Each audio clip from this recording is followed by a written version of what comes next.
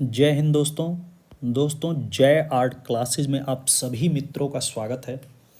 दोस्तों आज मैं आप लोगों के लिए यूथ कंपटीशन टाइम्स में प्राचीन साहित्य में कला का जो वर्णन हमें मिलता है उससे संबंधित ये तीसरा वीडियो लेके आया हूँ, जिसमें बहुत ही महत्वपूर्ण क्वेश्चन है।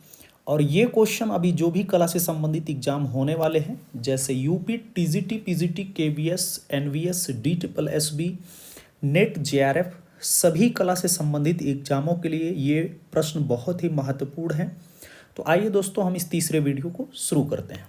क्वेश्चन नंबर 63,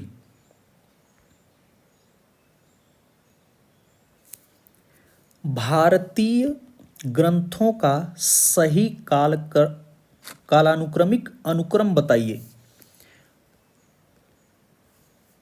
तो यहाँ पर जो राइट आंसर है वो है ए, कामसूत्र, उसके बाद विष्णु धर्मोत्तर पुराण, फिर कादंबरी, फिर जयमंगला। देखिए कामसूत्र के लेखक कौन है?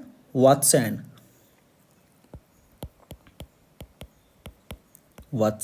ये कामसूत्र के लेखक हैं। विष्णु धर्मोत्तर पुराण के कौन है? मार्कंडेय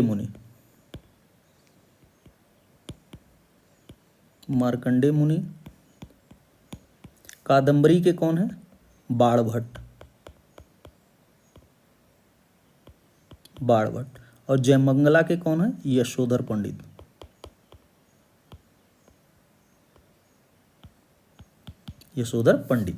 तो यहाँ पे राइट आंसर जो है ए है। उपरोक्त भारतीय ग्रंथों का सही कालानुक्रमिक अनुक्रम इस प्रकार हुआ: कामसूत्र, विष्णु धर्मोत्तर पुराण, कादंबरी, फिर जयमंगला।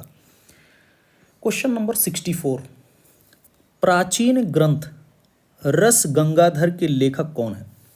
रस गंगाधर के लेखक कौन है? पंडित राज जगन्नाथ। राइट आंसर यहाँ पे बी हो जाएगा। पंडित राज जगन्नाथ प्राचीन ग्रंथ रस गंगाधर के लेखक पंडित राज जगन्नाथ है। ये उच्च कोटि के कवि, समालोचक तथा व्याकरण थे। कवि के रूप में उनका स्थान उच्च कोटि के उत्कृष्ट कवियों में गिना जाता है। तो इनकी रचना को आप याद रखिए, रस गंगाधर। क्वेश्चन नंबर 65, अभिनव गुप्त ने किसकी रचना की? अभिनव गुप्त ने किसकी रचना की है? तो उन्होंने अभिनव भारती की रचना की। राइट आंसर सी हो जाएगा। अभिनव गुप्त अभिनव भारती की रचना की है। अभिनव गुप्त भारतीय सौंदर्य शास्त्री हैं। अभिनव गुप्त कौन है? भारतीय सौंदर्य शास्त्री हैं और इन्होंने अभिनव भारती की रचना की है।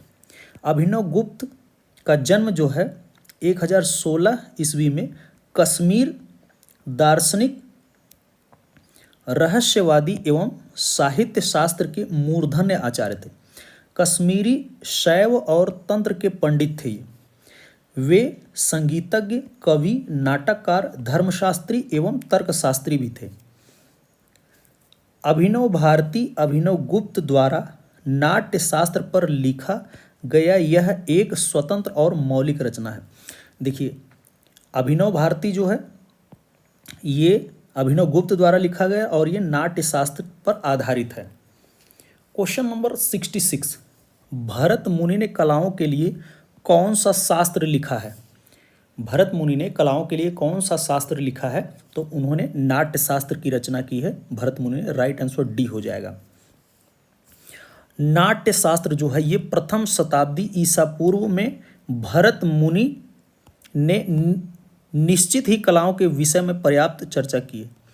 सर्वप्रथम कला शब्द का यथार्थवादी जो प्रयोग है इसी ग्रंथ में मिलता है। वर्ण मिश्रण संबंधी तकनीकों विधियों पर भी प्रकाश डाला गया है। रंगों से भी संबंधित इसमें बात बताई गई है। रंगों द्वारा भावाभिव्यक्ति तथा रंगों के मन पर पड़ने वाले प्रभाव की इस ग्रंथ में चर्चा की गई है। लाल, पीले तथा श्याम रंग को मूल रंग माना गया है तथा सफ़ेद रंग के योग से अनेक रंग बनाने की बात लिखी गई है। नाट्य शास्त्र में यह भी बताया गया है कि नाट्यशाला की भित्ति पर नर नारी की मूर्तियों, बेलबूटों और अनेक मनोरम दृश्यों को अंकित किया जाना चाहिए। क्वेश्चन नंबर 67, भारतीय ग्रंथ बृहत संहिता का रचयिता कौन है? तो बृहत संहिता जो है ये वराहमिहिर द्वारा लिखा गया। राइट आंसर डी हो जाएगा। वराहमिहिर जो है ईसा की 6वीं शताब्दी के भारतीय गणितज्ञ एवं खगोलज्ञ थे। ये खगोल वैज्ञानिक। वराहमिहिर ने ही अपने ग्रंथ पंच सिद्धांतिका, वराहमिहिर द्वारा लिखा गया है पंच सिद्धांतिका में सबसे पहले बताया कि अमनांश का मान 50.32 सेकंड के बराबर होता है। वराहमिहिर का जन्म 499 ईस्वी में उज्जैन के निकट कपित्था नामक गांव में एक ब्राह्मण परिवार में हुआ था। उज्जैन के कपित्था नामक गांव में इनका जन्म हुआ था। 550 ईस्वी के लगभग इन्होंने 3 महत्वपूर्ण ग्रंथों जैसे बृहज्जातक, बृहत संहिता और पंच सिद्धांतिका, ये तीनों ग्रंथ आपको याद रखना है। ये वराहमिहिर या वाराहमिहिर के द्वारा लिखा गया है। राइट यहाँ पे आंसर जो था वो डी। क्वेश्चन नंबर 68, चित्रकला को समस्त कलाओं में सर्वोच्च स्थान दिया गया है विष्णु धर्मोत्तर पुराण के किसमें? तो ये चित्रसूत्र में दिया गया। राइट आंसर यहाँ पे बी हो जाएगा। विष्णु धर्मोत्तर पुराण के लेखक कौन है? मार्कंडेय मुनि। के चित्रसूत्र के लेखक कौन है? नारायण मुनि। में चित्रकला को कलाओं में सर्वोच्च स्थान दिया गया है। चित्रकला को सर्वोच्च स्थान किस ग्रंथ में दिया गया है? चित्रसूत्र में। और चित्रसूत्र किस पुस्तक से लिया गया है? विष्णु धर्मोत्तर पुराण से। कला नाम प्रवरम चित्रम धर्मार्थ काम मोक्षदम, ये चित्रसूत्र में लिखा गया है। विष्णु धर्मोत्तर पुराण जो है ये 6वीं शताब्दी में लिखा गया है। विष्णु धर्मोत्तर पुराण का चित्रसूत्र भारतीय चित्रकला की प्रौढ़ परंपरा को प्रदर्शित करने वाला एक मात्र ग्रंथ है। इस चित्रसूत्र का सर्वप्रथम अनुवाद जो है स्टेला क्रेमरिस और बाद में डॉक्टर आनंद कुमार स्वामी ने अंग्रेजी भाषा में इन्होंने अनुवाद किया है। विष्णु धर्मोत्तर पुराण के 3रे खंड के 35वें अध्याय से लेकर 43वें अध्याय पर्यंत चित्रसूत्र नामक एक प्रकरण मिलता है उसमें। क्वेश्चन नंबर 69, किस प्राचीन भारतीय पुस्तक में 64 प्रकार की कलाओं का उल्लेख किया गया है? तो ये कामसूत्र में बताया गया है। कामसूत्र की रचना किसने की है? वात्स्यायन ने। कामसूत्र ग्रंथ में 64 प्रकार के कलाओं का उल्लेख किया गया है। कामसूत्र महर्षि वात्स्यायन द्वारा ये रचित भारत का एक प्राचीनतम ग्रंथ है। यह विश्व की प्रथम यौन संहिता है जिसमें यौन प्रेम के सिद्धांतों तथा प्रयोग की विस्तृत विवेचना इसमें की गई है। क्वेश्चन नंबर 70, कामसूत्र ग्रंथ का चित्रण किस शैली में हुआ? कामसूत्र ग्रंथ का जो चित्रण है वो किस शैली में हुआ था? जैन शैली में। राइट आंसर यहाँ पे सी हो जाएगा। वात्स्यायन द्वारा रचित कामसूत्र जिसमें 64 कलाओं का वर्णन है, यह ग्रंथ जैन शैली में चित्रित किया गया था। क्वेश्चन नंबर 71, वात्स्यायन का प्रसिद्ध ग्रंथ कौन सा है?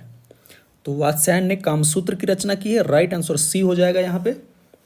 प्राचीन भारत की सभ्यता, संस्कृति और इतिहास का क्रमबद्ध परिचय करने वाले सामग्री में कलाओं का महत्वपूर्ण स्थान है। संस्कृत के प्राचीन ग्रंथों में कला की संख्या 64 मानी गई है। भारत की इस 64 विद्या कलाओं का परिचय यहाँ वात्स्यायन मुनि ने कामसूत्र के आधार पर प्रस्तुत किया जा रहा है। क्वेश्चन नंबर 72, निम्न में से कौन ललित कला नहीं है? यहाँ पूछा जा रहा है कौन सी ललित कला नहीं है। तो ललित कला 5 प्रकार की बताई गई है हीगल के अनुसार। तो इनमें से आपको बताना है कौन है जो ललित कला से संबंधित नहीं है। तो यहाँ पे ऑप्शन नंबर डी जो है सिनेमैटोग्राफी है, ये ललित कला से संबंधित नहीं है। राइट आंसर यहाँ पे डी हो जाएगा। सिनेमैटोग्राफी क्या है?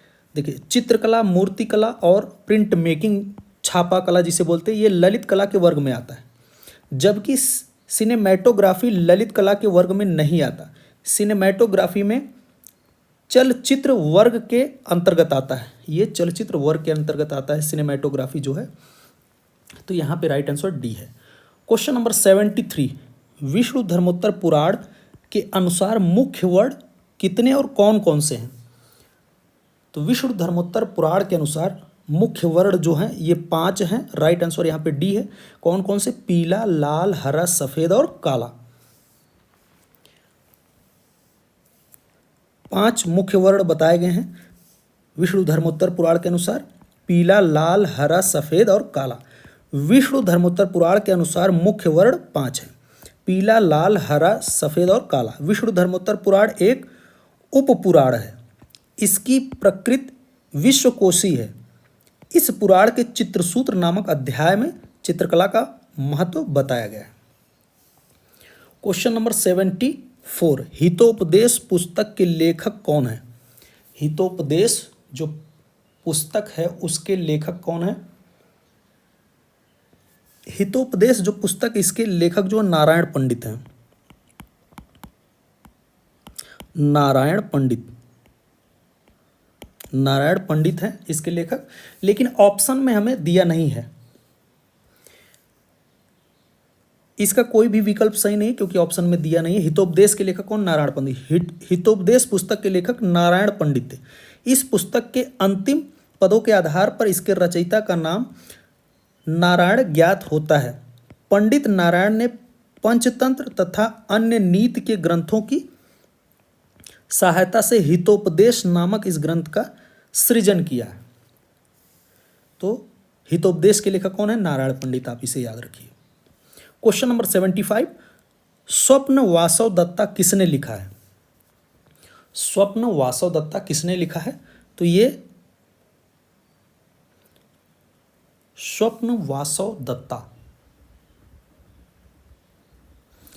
तो ये बाना जो दिया है, इन्हें भास के नाम से भी इन्हें जानते हैं। यहाँ पे राइट आंसर जो होगा सी होगा।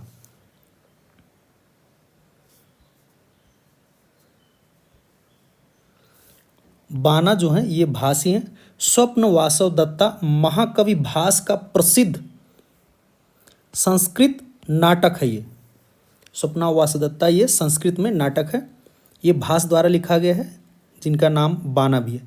इनमें 6 अंक हैं।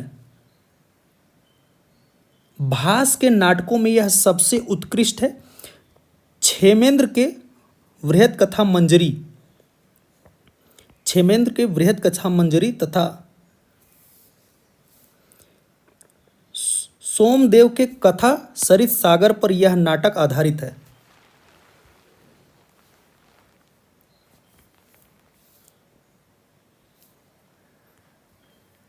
क्वेश्चन नंबर 76, महाभारत महाकाव्य के द्वारा लिखा गया है। तो ये किसके द्वारा लिखा गया है? महर्षि वेद व्यास द्वारा। राइट आंसर यहां पे बी हो जाएगा। महर्षि वेद व्यास, महाभारत महाकाव्य महर्षि वेद व्यास द्वारा लिखा गया है। महाभारत हिंदुओं का एक प्रमुख काव्य ग्रंथ है। इसे भारत भी कहा जाता है। विश्व का सबसे लंबा यह साहित्यिक ग्रंथ हिंदू धर्म के मुख्यतम ग्रंथों में से एक है। यह हिंदू धर्म से संबंधित है। क्वेश्चन नंबर 77, भरत मुनि ने अपनी निम्न पुस्तक में रसों का वर्णन किया है। तो किसमें किया है? तो ये नाट्य शास्त्र में। राइट आंसर जो है डी हो जाएगा। नाट्य शास्त्र जो है ये प्रथम शताब्दी ईसा पूर्व आचार्य भरत मुनि नाट्य शास्त्र में निश्चित ही कलाओं के विषय में पर्याप्त चर्चा किए हैं। सर्वप्रथम कला शब्द का यथार्थवादी जो प्रयोग है इसी ग्रंथ में किया गया है। भरत मुनि ने अपने ग्रंथ नाट्य शास्त्र में रसों की संख्या कितनी बताई है? 8। और लाल, पीला, श्याम को मूल रंग माना है इन्होंने। क्वेश्चन नंबर 78, एक अर्थपूर्ण उत्तर को चुनिए। एक अर्थपूर्ण उत्तर को चुनिए। तो यहां पे जो राइट आंसर है, सभी कलाएं पूर्णतः स्वतंत्र हैं। तो ऑप्शन नंबर यहां पे ए सही है। कलाओं में परस्पर टकराव है। सभी कलाएं जड़ होती हैं, अतः कलाओं के बीच अंतः संबंध है। संतुलन एक ऐसा सिद्धांत है जिसके माध्यम से चित्र के विरोधी तत्वों को व्यवस्थित किया जाता है। तो यहाँ पे जो हमारा राइट आंसर हो जाएगा, सभी कलाएं पूर्णतः स्वतंत्र हैं। ऑप्शन नंबर ए यहाँ पे सही है।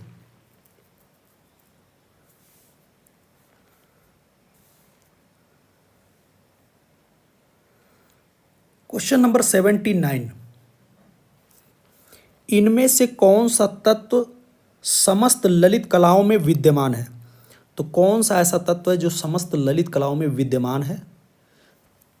शैली। तो यहां पे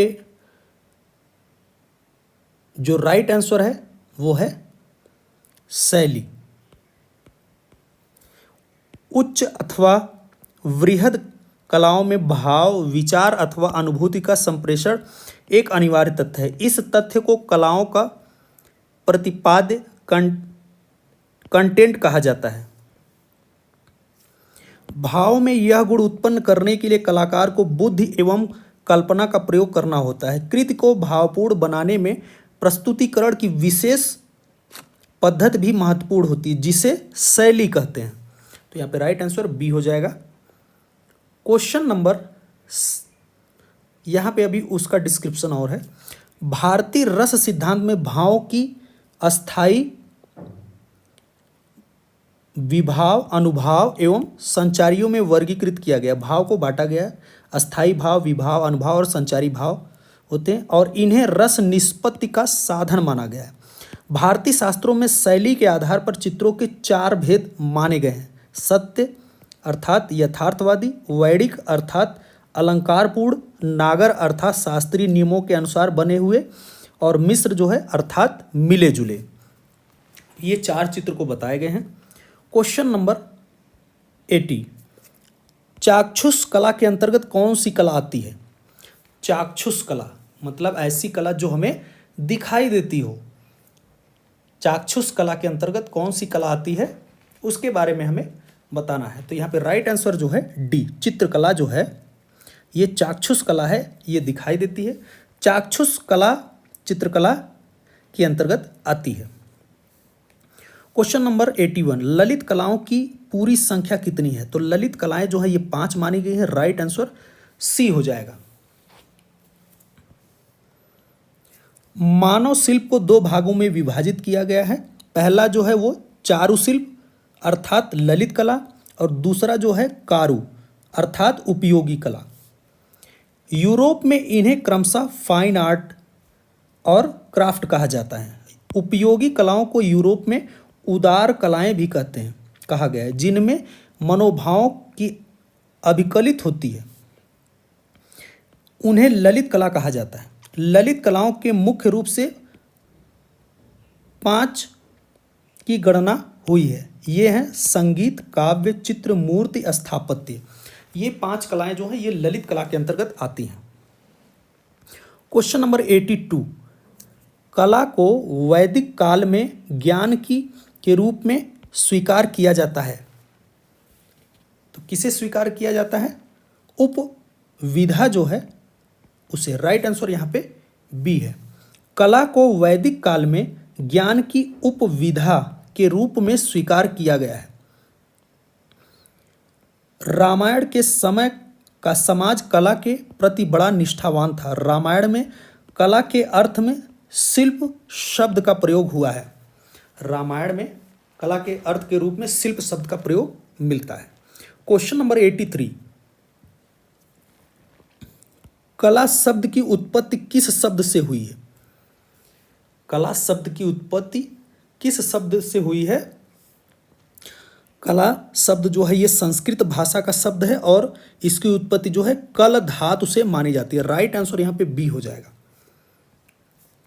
कला शब्द की उत्पत्ति जो है संस्कृत भाषा के कल धातु से हुई है, जिसका अर्थ है प्रेरित करना। कुछ विद्वान इसकी व्युत्पत्ति क धातु से मानते हैं, कुछ लोग कम सुखम से भी मानते हैं। लात इति कलम, कम आनंद लात इति कला।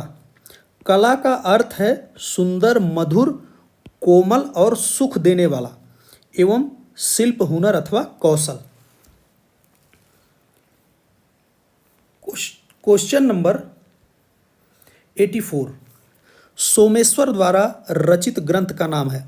तो मानसोल्लास के लेखक कौन है? सोमेश्वर। राइट आंसर यहाँ पे बी हो जाएगा। मानसोल्लास ग्रंथ के लेखक कौन है? सोमेश्वर। सोमेश्वर ने 1123 ईस्वी में अभिलाषितार्थ चिंतामणि, जिसका अपर नाम मानसोल्लास है, नामक विश्वकोश के रूप में ग्रंथ लिखा है। इस ग्रंथ में चित्रकला संबंधी सिद्धांतों का समावेश है। मानसोल्लास की तृतीय विशांत के पहले अध्याय में चित्रकला की विवेचना की गई है। सोमेश्वर के चित्र विधान पर विष्णु धर्मोत्तर पुराण का प्रभाव है। क्वेश्चन नंबर 85, दृश्य कलाओं का सही समूह है। तो दृश्य कलाओं का जो सही समूह है वो है बी, चित्र, मूर्ति, वास्तु। राइट आंसर यहाँ पे बी। दृश्य कलाओं का समूह जो है चित्रकला, मूर्तिकला, वास्तुकला। ललित कला के मुख्यतः 5 प्रकार माने गए हैं: चित्रकला, मूर्तिकला, वास्तुकला, संगीत कला, काव्य कला। प्रथम 3 जो हैं ये रूप प्रधान हैं, मतलब ये दिखाई देते हैं। संगीत कला स्वर प्रधान है, स्वर से संबंधित है। और काव्य कला जो है ये अर्थ प्रधान है।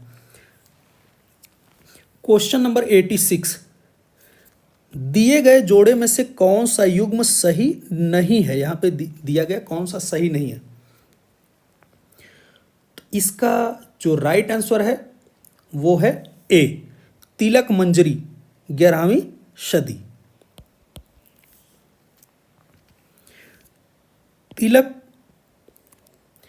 तिलक मंजरी जो है 11वीं शताब्दी में नहीं है, ये 10वीं शताब्दी में धनपाल द्वारा लिखित ग्रंथ है। तिलक मंजरी के लेखक कौन है? धनपाल, और ये 10वीं शताब्दी में है। यही मिलान सही नहीं है। कर्ण सुंदरी ये जो है विल्हड़ द्वारा लिखा गया है 11वीं शताब्दी में। कादम्बरी जो है ये 7वीं शताब्दी का है, बाणभट्ट द्वारा लिखा गया, संस्कृत भाषा में ये है। अभिलाषितार्थ चिंतामणि जो मानसोल्लास, ये चालुक्य वंशीय राजा विक्रमादित्य द्वितीय के पुत्र जो थे सोमेश्वर द्वारा 1139 ईस्वी में, मतलब 12वीं शताब्दी में लिखा गया है। विकल्प 1 का समय काल सही नहीं है, बल्कि 2, 3, 4 का समय काल सही है।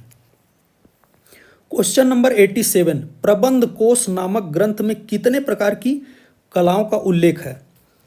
तो प्रबंध कोश जो ग्रंथ है उसमें कितने प्रकार की कलाओं का उल्लेख है? 72 प्रकार की कलाओं का उल्लेख है। राइट आंसर यहाँ पे डी हो जाएगा। प्रबंध कोश नामक ग्रंथ में 72 कलाओं का वर्णन है। प्रबंध कोश जो है राजशेखर सूरी की रचना है। प्रबंध कोश के लेखक कौन है? राजशेखर सूरी। तथा काव्य मीमांसा, कर्पूर मंजरी भी इन्हीं की रचना है। देखिए, काव्य मीमांसा और कर्पूर मंजरी जो है ये राजशेखर की ही रचना है। वात्स्यायन के कामसूत्र में 64 कलाओं का वर्णन है। क्षेमेंद्र के कला विलास में, देखिए कला विलास के लेखक कौन है? क्षेमेंद्र में 64 जन उपयोगी कलाएं हैं। 32 पुरुषार्थ से संबंधित, जैसे धर्म, अर्थ, काम, मोक्ष संबंधी हैं। और 32 जो हैं मात्सर्य, शील, प्रभाव यानी मान की हैं। मान कलाएं कितनी हैं? 32। और 64 कलाएं जो हैं ये स्वर्ण सुनारों की हैं। 64 कलाएं जो पुरुषों को मोहित करके पैसा लूटने की भी हैं। 10 चिकित्सकों की कलाएं बताई गई हैं। और 16 जो हैं ये कायस्थों की कलाएं बताई गई हैं। गणकों की कलाएं तथा 100 जो है 100 सार कलाएं बताई गई। सार कलाएं कितनी हैं? 100। तो इस तरह से दोस्तों हमने काफ़ी इंपॉर्टेंट क्वेश्चन इस वीडियो में बताए हैं।